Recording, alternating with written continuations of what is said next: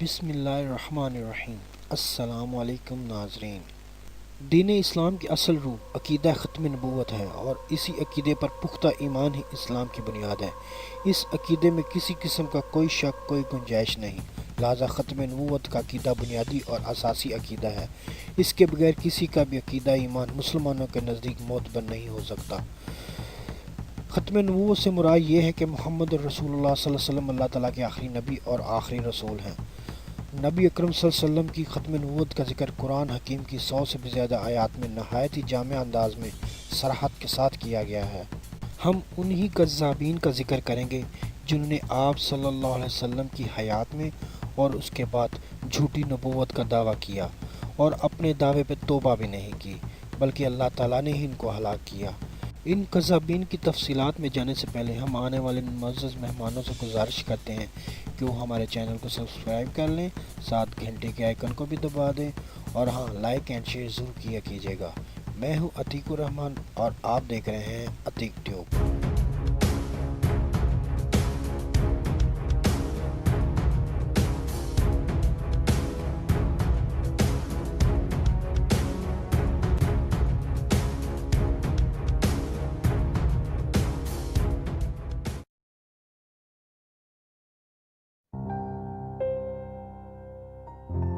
حضور اکرم صلی اللہ علیہ وسلم نے خواب میں دیکھا کہ ان کے ہاتھ میں 2 کنگن ہیں، جسے آپ صلی اللہ علیہ وسلم نے نفرت اور حقارت کے سبب ہاتھ سے جھٹک دیا۔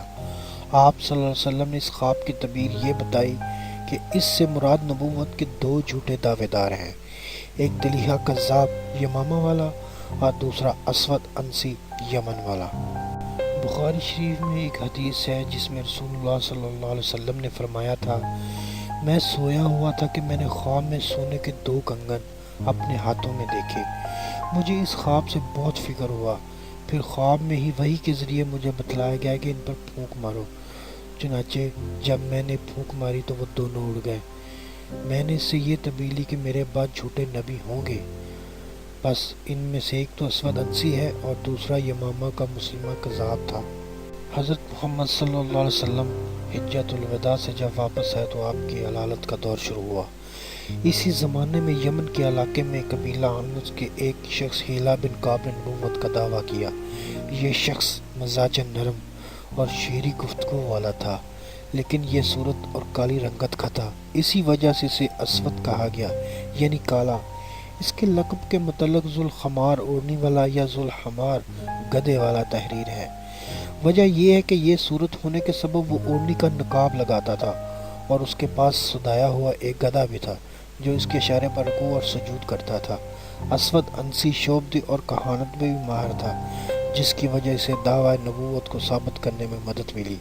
شعبے اور کہانت کے زور پر لوگوں کو اپنی جھوٹی نبوت کا معتقد بنا کر اس نے باضابطہ یمن کے مسلمانوں کے خلاف جنگ چھیڑ دی اور بلا شرکت پورے یمن کا حاکم بن گیا۔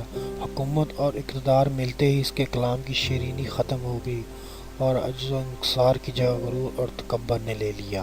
آپ صلی اللہ علیہ وسلم کو جب ان حالات کی خبر ہوئی تو یمن کے چند مسلمانوں کے نام آپ صلی اللہ علیہ وسلم نے اسود عنسی کی سرکوبی کا حکم بھیجا۔ چنانچہ وہاں کے مسلمانوں نے حکمت اور مصلحت کے ساتھ عسکری ہنگامہ آرائی کے بغیر اس فتنے کا سر کچلنے کے لیے باہم مشورہ کیا اور ایک دن اس کے محل میں نقب کے سہارے داخل ہوئے اور فیروز نامی ایک شخص نے اس کی گردن مروڑ کر اسے اس کے انجام تک پہنچا دیا۔ ان تمام واقعات کی خبر آپ صلی اللہ علیہ وسلم کو بذریعہ وحی مل گئی اور آپ صلی اللہ علیہ وسلم نے مدینے میں مسلمانوں کو بتایا، لیکن جب قاصد یہ خبر لے کر پہنچا تو آپ اس وقت اس دار فانی سے رخصت فرما چکے تھے۔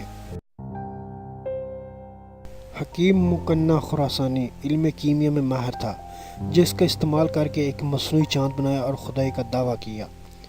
یہ شخص جس کا نام حکیم مکنہ تھا، وہ خراسان کے ایک معمولی گاؤں میں ایک دھوبی کے گھر پیدا ہوا۔ حکیم مکنہ کے نام میں اختلاف پایا جاتا ہے، بعض لوگ ہشام یا ہاشم اور بعض ابن مکنہ بھی لکھتے ہیں۔ ابن مکنہ کی وجہ تسمیہ یہ ہے کہ وہ بلا کی حد تک بدصورت انسان تھا، ہمیشہ نقاب اوڑھ کے رہتا تھا۔ خراسان کے ایک گاؤں میں دھوبی کے گھر پیدا ہونے کا سبب کوئی اسے جانتا بھی نہیں تھا۔ بد شکل ایسا تھا کہ لوگ کراہت محسوس کرتے تھے، جس کی وجہ سے لوگ اس کو قریب بھی نہیں آنے دیتے تھے۔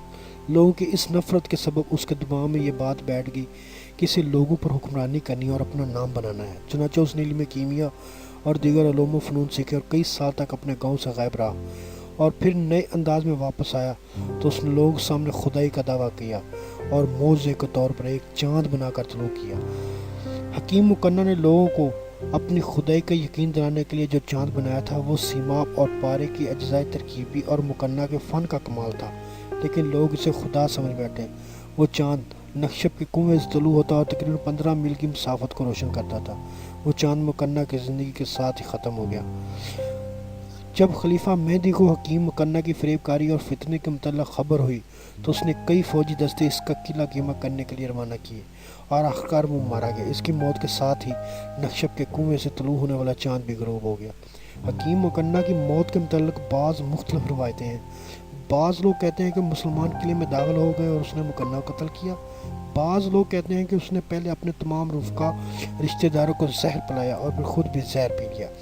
ایک روایت یہ بھی ہے کہ اس نے ایک گھڑے میں آگ جلوائی اور اپنے معتقدین کو جمع کر کے کہا، جو لوگ میرے ساتھ فردوس بری میں یعنی جنت میں رہنا چاہتے ہیں وہ اس آگ میں کود جائیں میرے ساتھ۔ چنانچہ بہت لوگ اس آگ میں کود گئے، ان میں حکیم مکنہ بھی تھا، اور جو لوگ پہلی لڑائیوں میں اس سے الگ ہو گئے تھے وہ افسوس کرتے رہے کہ جیسے کہ سچ میں وہ آسمان میں جنت میں چلا گیا ہو، حالانکہ یہ سب کچھ دھوکا تھا، وہ تو جہنم میں ہی گیا ہے۔